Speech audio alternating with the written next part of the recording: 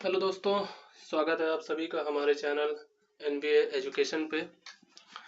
और पेश है आपके सामने एक नया प्रैक्टिस सेट दिल्ली पुलिस के अकॉर्डिंग। ये शिफ्ट है आपकी 1 दिसंबर 2023, थर्ड शिफ्ट जो कि हुई थी आपकी 3 से 4:30। ठीक है, आप सभी को पता होगा 90 मिनट का समय होता है। तो चलिए शुरू करते हैं। अपना पहला क्वेश्चन आपके सामने है। एक व्यापारी अपने माल को विक्रय मूल्य पर 12.5% की हानि पर बेचता है, तो उसका हानि प्रतिशत ज्ञात कीजिए। तो 12.5% आप सभी को पता होगा कि 1/8 के बराबर होता है। ठीक है, यानी कि उसका एसपी जो है यानी कि सेलिंग प्राइस वो 8 है और उसने उसको 1 की हानि पे बेचा है। एसपी पर 1 की हानि पे बेचा है। ठीक है, तो आपने कोई माल 8 रुपए में बेचा और आपको 1 रुपए की हानि हो गई, तो आप उसको लाए कितने में थे? तो यानी कि आप उसको 9 रुपए में लेके आए थे। ठीक है, तो 1 की हानि कितने पे? 9 पे। परसेंटेज के लिए 100 से गुणा करेंगे तो ये आ जाएगा आपका 11 सही 1/9%। ठीक है, चलिए डायरेक्ट भी निकाल सकते थे आप, इसमें कोई कैलकुलेशन करने की जरूरत भी नहीं थी। ठीक है, दूसरा क्वेश्चन है आपका। ए बी की आय से 70% अधिक है। ए और बी का जो रेशियो है आपका, वो अगर बी 100 है तो दैट मीन्स कि ए 170 है।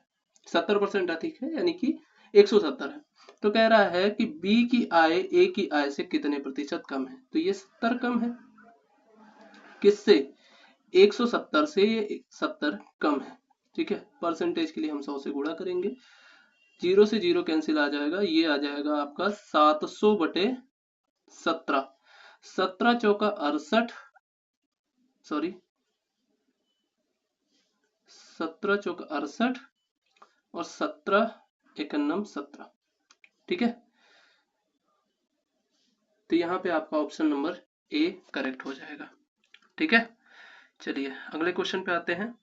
कह रहा है कि यदि 56 श्रमिक 5 दिनों में 4080 रुपए कमाते हैं, 400 नहीं 4080 रुपए कमाते हैं, तो 48 श्रमिक 14 दिनों में कितने रुपए कमाएंगे? तो कह रहा है, तो इसमें हम एक श्रमिक का निकाल लेंगे, प्राइस क्या होगा। तो हम इसमें 56 गुणे 5, हर श्रमिक ने 5 दिन काम किए, इस वजह से हमने 56 में 5 का गुणा किया है। ठीक है, ये जो भी आएगा उसमें हमें किसका निकालना है? 48 श्रमिकों का 14 दिनों का रेशियो। ठीक है, तो चलिए कैलकुलेट करते हैं हम। 14 चौक 56, ठीक है, 5 चौक 20 से 0 कट जाएगा। ठीक है, और 2 से काट देंगे इसको हम कितनी बार में? तो ये 24 बार में कट जाएगा। ठीक है, 408 का 2 गुना हो जाएगा 816 और गुणे 12। ठीक है, इसका देखिए यूनिट डिजिट तो 2 आएगा, 2 केवल 2 ऑप्शन में है। ठीक है, तो चलिए गुणा करना ही पड़ेगा फिर, क्योंकि स्टार्टिंग के भी 2 डिजिट सेम है, लेकिन लास्ट 2 डिजिट से आ सकता है। तो देख लेते हैं। 12 छंग 72 की 2 हासिल है 7, 12 का नंबर 12 7 19। जी हाँ, लास्ट 2 डिजिट से हमारा ऑप्शन आ गया है। ठीक है, तो हम अपना ऑप्शन क्लिक करते हैं, अगले क्वेश्चन पे चलते हैं। 301 और 320 के अभाज्य संख्याओं की संख्या कितनी होगी? ठीक है, आपसे योग भी पूछ सकता है, आपसे उनकी संख्याएं भी पूछ सकता है, और आपसे ये भी पूछ सकता है कि वो निम्नलिखित में से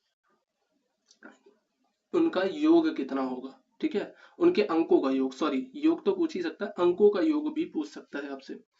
तो हम यहाँ पे देखेंगे, यहाँ पे देखिए 2 के अलावा कोई भी संख्या, 2 के अलावा कोई भी संख्या जो अभाज्य है वो सम नहीं होती।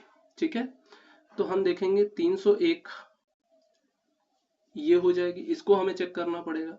303 हमें चेक नहीं करना है क्योंकि 3 3 6 ऑटोमेटिक वो कट जाएगा 3 से। ठीक है, उसके बाद 305 5 से कट जाएगा। 307 हमें चेक करना है। ठीक है, 311 हमें चेक करना है। 309 भी नहीं चेक करेंगे क्योंकि वो भी 3 से कट जाएगा, 9 3 12। ठीक है। 311 हमें चेक करना है, 313 हमें चेक करना है, ठीक है। और हमें चेक करना है 315 भी नहीं चेक करेंगे क्योंकि 315 5 से कट जाएगा, ठीक है।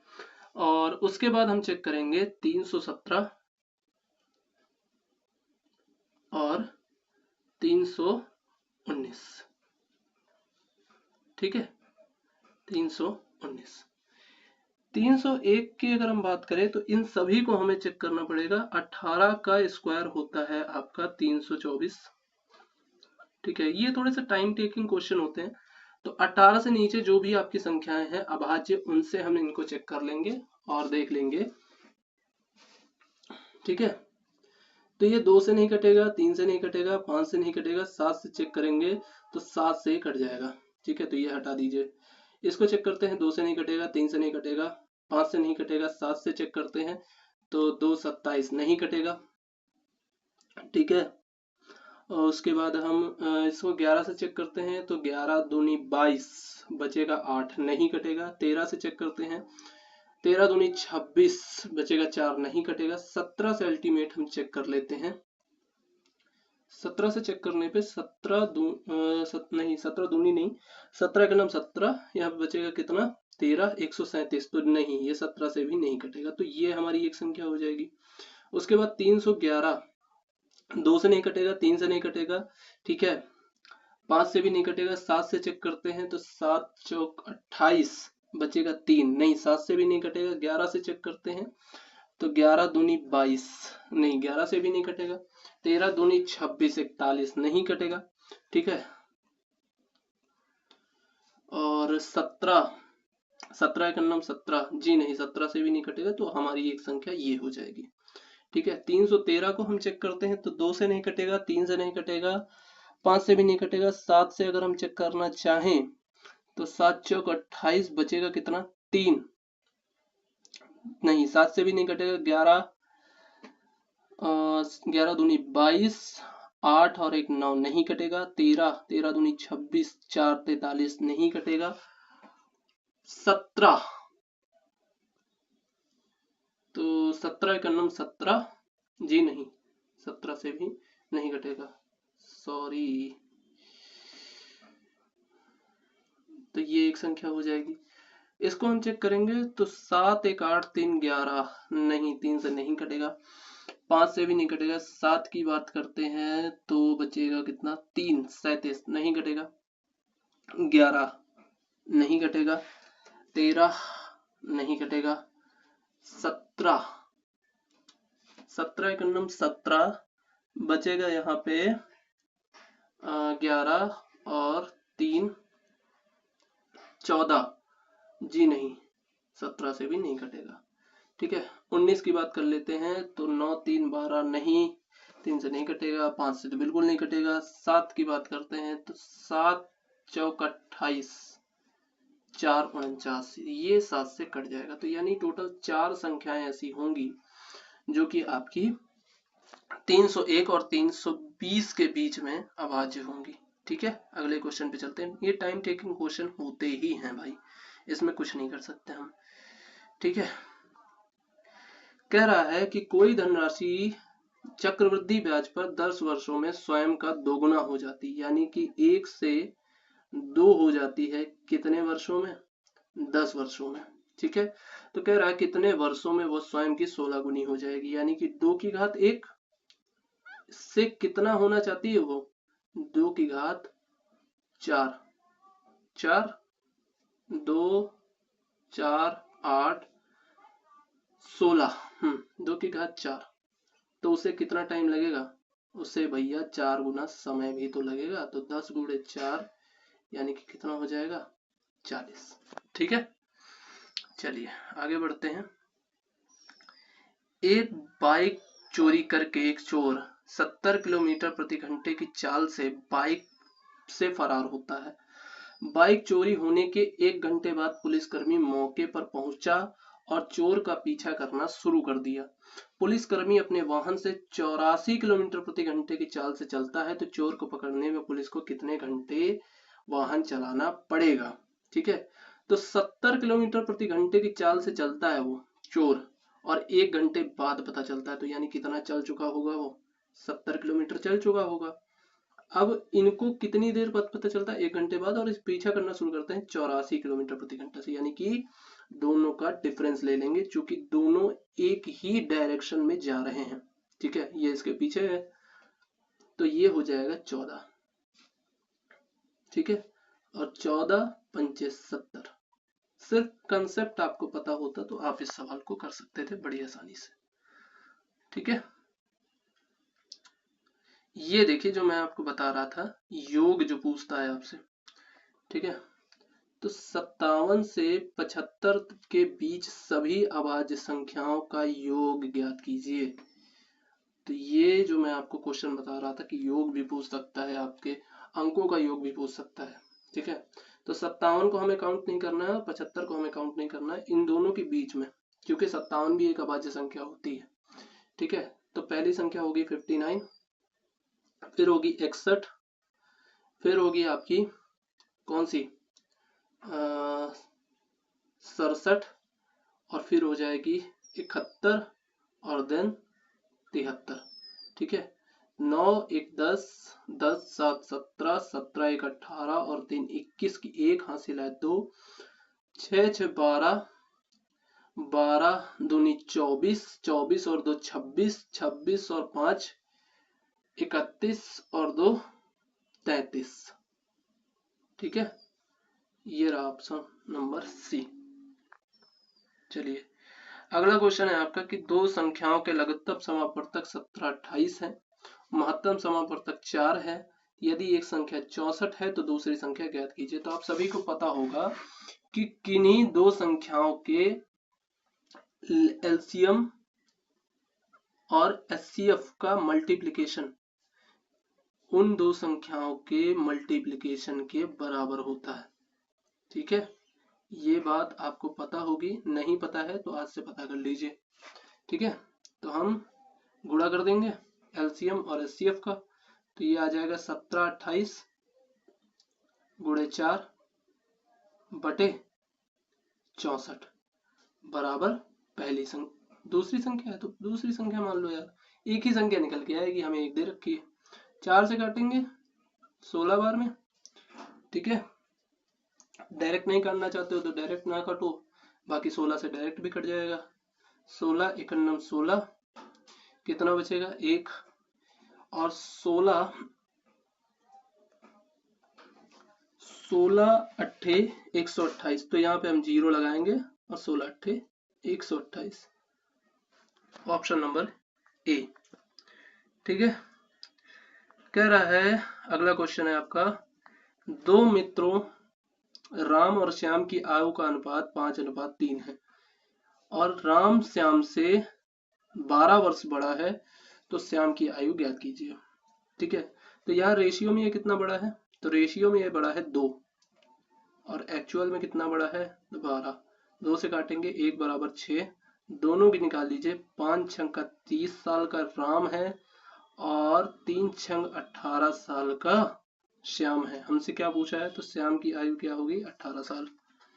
ठीक है, हम 3 का मल्टीपल भी चेक कर सकते थे, लेकिन 3 का मल्टीपल 2 है, 24 भी है 18 भी है। ठीक है, नहीं 6 का मल्टीपल भी नहीं चेक कर सकते, 6 का मल्टीपल भी नहीं चेक कर सकते। ठीक है, एक वस्तु का अंकित मूल्य 420 है, उसे 368 रुपए में बेचा जाता है, तो इस पर 8% की हानि होती है। यदि वस्तु पर इसके क्रय मूल्य क्या है, अच्छा क्रय मूल्य कह रहा है कितना अधिक अंकित किया गया है। ठीक है, कोई दिक्कत नहीं, बता देंगे भैया कितना अधिक अंकित किया गया है। तो ये जो 368 है ना आपका, ये क्या है पता है आपको, ये 8% की हानि क्यों दी गई है, इसको घटा के आप एसपी निकाल लो।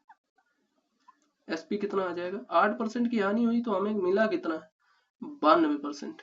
ठीक है, तो ये 92% की वैल्यू है, हमें 100% की वैल्यू निकालनी पड़ेगी, और ये कटेगा आपका कितनी बार में, तो 4 से काट देते हैं, 4 दूनी 8, 4 तई 12 और 4 9 36, तो यार ये तो सीधे 4 से कट रहा है ना, 4 दूनी 8, 4 से कट रहा था, तो ये आ जाएगा 400। ठीक है, चलिए इसको भी हटा देते हैं, इसका काम हो गया खत्म। सीपी आपका आ गया 400, सीपी आ गया 400, सीपी 400 है, अंकित मूल्य 420 है।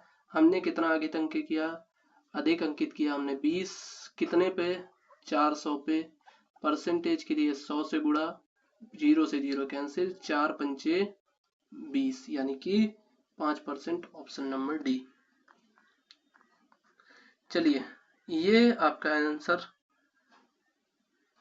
देंगे फटाफट। यदि चीनी की कीमत 30% कम हो जाती है तो एक गृहस्थ को चीनी की खपत में कितने प्रतिशत की वृद्धि करनी चाहिए ताकि चीनी का खर्च कम ना हो। ठीक है, यानी कि 30% का मतलब 3/10, रेट जो है आपका वो 10 से 13 हो गया है, और वो चाहता है कि जो हमारा एक्सपेंडिचर है वो 1:1 के रूप में ही रहे। तो हमें बताइए कि हम अपना कंजम्पशन कितना बढ़ा दें। तो भैया इसका जस्ट अपोजिट कर दीजिए आप।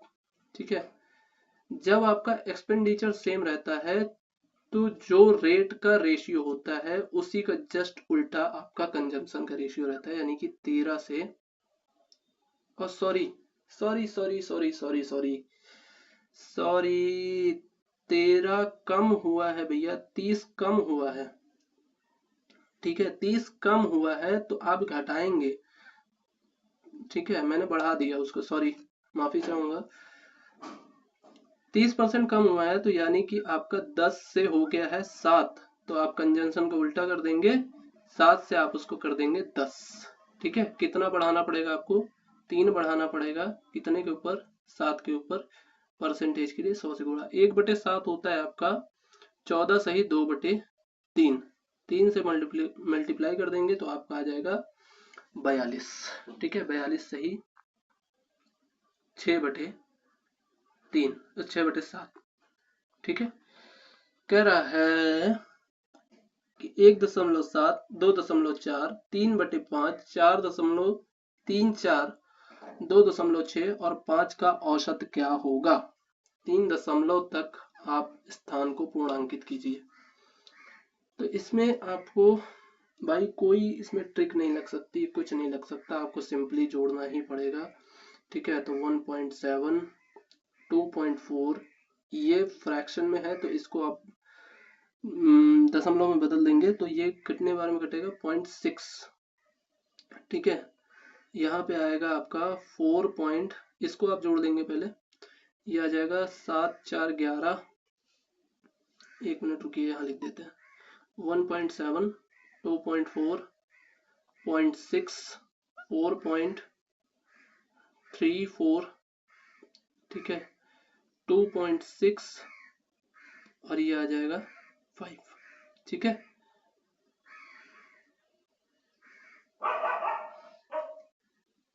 चलिए ये आ जाएगा 4।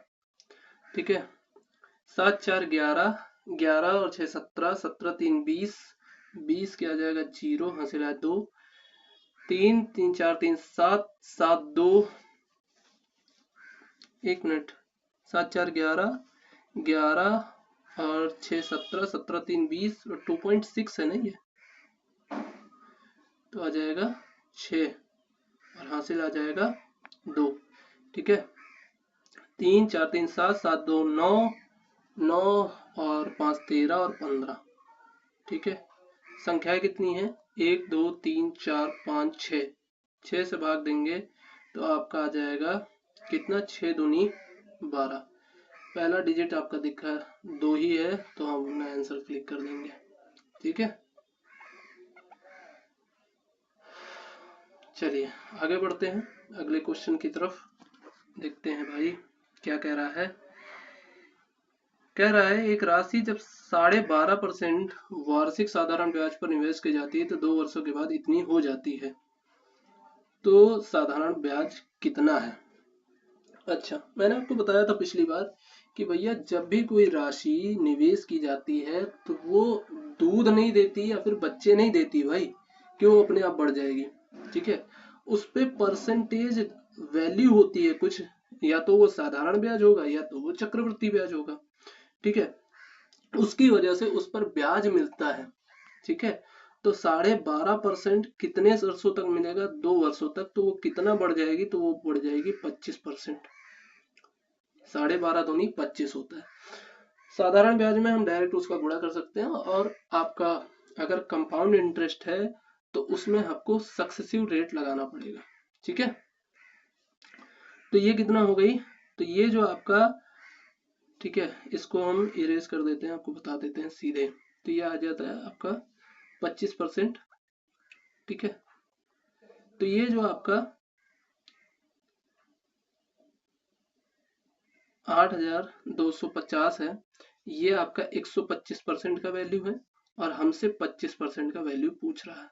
तो 25 से काटेंगे 5 बार में, 5 से काटेंगे इसको 5 एक बार में, कितना बचेगा यहाँ पे? 3, 32, 6। तो ऑप्शन नंबर ए। ठीक है, 16 एक ही के ऑप्शन में।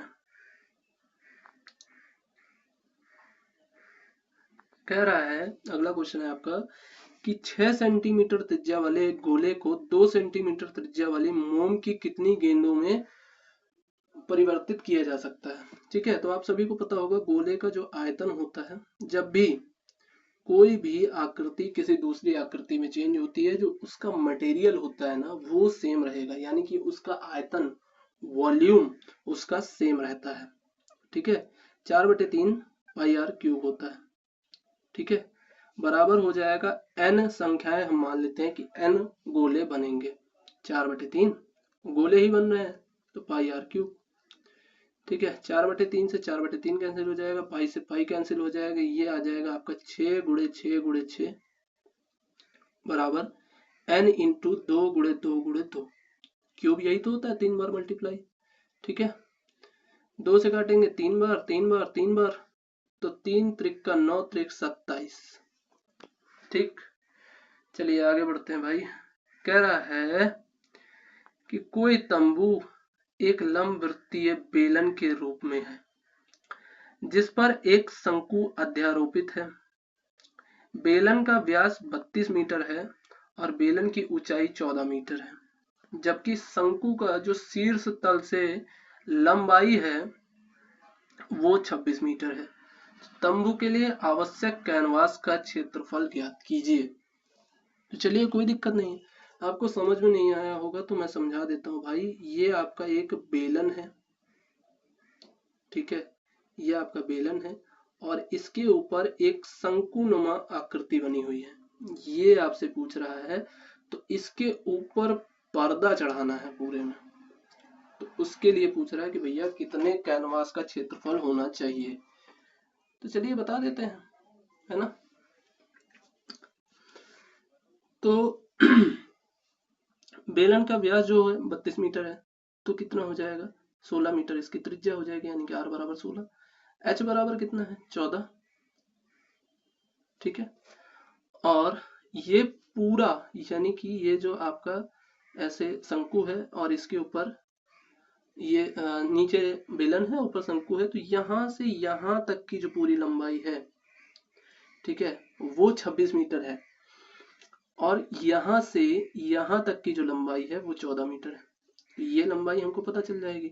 26 में से 14 घटा देंगे, 6 इधर 6 उधर, वो हो जाएगा 12।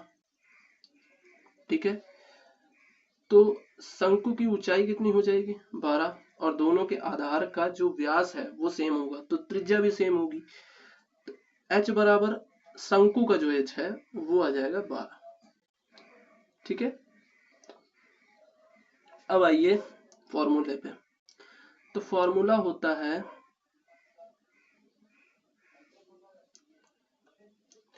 जो बेलन का आपका फॉर्मूला होता है वो होता है 2 पाई आर एच। क्या होता है? Plus pi R L. ठीक है, पाई आर एल सही से लिख देते हैं भाई, ये लो। तो इसमें से पाई और आर कॉमन हो जाएगा, ब्रैकेट में बचेगा 2h प्लस l। ठीक है, पाई की वैल्यू हमें रखनी पड़ेगी, ये सब कुछ हटा देते हैं भाई। तो पहले हम l निकाल लेते हैं। तो 144, मैंने आपको पिछली वीडियो में बताया था l स्क्वायर बराबर h square plus r square. ठीक है, प्लस 16 यानी कि 256। कितना आ जाएगा ये? 6 4 10, 4 5 9, 1 10 की 0 हासिल है 1, 2 1 3 1 4, यानी कि l बराबर आ जाएगा 20। ठीक है, l स्क्वायर बराबर 400, तो l बराबर 20। हमारे पास सारी वैल्यू आ चुकी, तो हम रख देंगे। ठीक है, पाई की जगह पर रखेंगे 22/7। ओके, आर की जगह पर रखेंगे 16। 2h, ये आपका शंकु वाला h नहीं, ये आपका बेलन वाला h। 2h यानी कि 14 दूनी 28, और l कितना आया हमारा 20। ठीक है, कैलकुलेट कर लेंगे, हमारा आंसर आ जाएगा। 7 से तो भाग देना ही पड़ेगा भाई। ठीक है, और एट द एंड हमें मान ही निकालना पड़ेगा, ये हो जाएगा 48। ठीक है, मैं कैलकुलेट करके आपको सीधा लास्ट में दिखा देता हूँ। ठीक है भाई, देख लो, 22 गुणे 16 गुणे 48 करोगे जब, तो वो आएगा 16 8 96। ठीक है, और 7 से इसको भाग देंगे तो स्टार्टिंग के दो डिजिट जो आएंगे वो 24 आएंगे। तो ऑप्शन नंबर डी आपका करेक्ट हो जाएगा। यहाँ पे आपके 15 सवाल कंप्लीट होते हैं। ठीक है भाई, यहाँ पे मैं आपको बता दूं कौन से क्वेश्चन ने ज़्यादा समय लिया है। तो ये एक आपका 30 नंबर क्वेश्चन, और एक आपका 29 नंबर क्वेश्चन। फिलहाल इसमें कैलकुलेशन ही थी, उतना ज़्यादा कुछ था नहीं, और एक आपका 27 नंबर क्वेश्चन। बाकी सब क्वेश्चन आपने देखे, फटाफट हो गए, कुछ भी ज़्यादा समय नहीं लगा इनमें। ठीक है, आशा करते हैं आपको हमारे सॉल्यूशन समझ में आए होंगे। अगर अच्छा लगा है वीडियो तो प्लीज़ हमारे चैनल को सब्सक्राइब करिएगा। एनबीए एजुकेशन पे लगातार आपके प्रैक्टिस सेट चलते रहेंगे, तो अपने लोगों के साथ शेयर करिएगा, बताइएगा उन्हें कि ऐसे सॉल्यूशंस दिए जा रहे हैं। ठीक है, चलिए मिलते हैं आपसे फिर से इसी चैनल पे। एनबीए एजुकेशन नाम याद रखिएगा।